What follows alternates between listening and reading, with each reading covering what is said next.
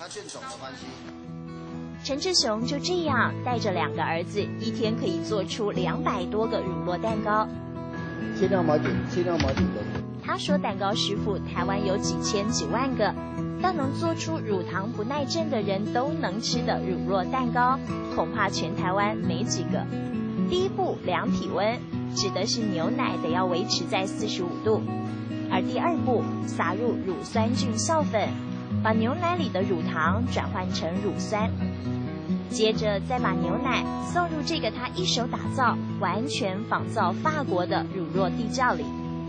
温度11度，相对湿度75度的密室，在这儿要进行乳酪制成的关键步骤——开水。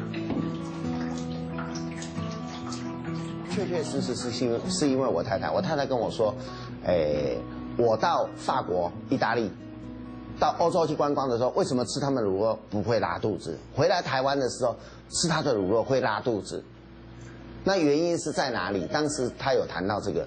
那我就想说，那去找了蛮多的资料，结果原因是什么？当然就是乳糖不耐症的关系。原来因为老婆患有乳糖不耐症，是陈志雄埋首钻研乳酪的原因。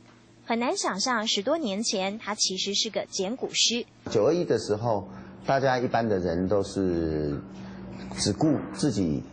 那老百姓的那个祖先的部分可能就是比较停止。那我做坟墓的话，当然相形之下收入就直接就减少。当时差不多在3年左右我就开了咖啡厅。一双帮往生者服务的手，变成帮乳酪洗澡的手，因为得要洗去乳酪上头的霉菌，熟成期才会更长。他也把这项绝活传给了儿子。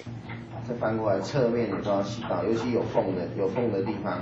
让乳酪的保持它的湿度，这样子才不会龟裂，而且它让它自然熟成的时间拉长，它会产生更不同的风味。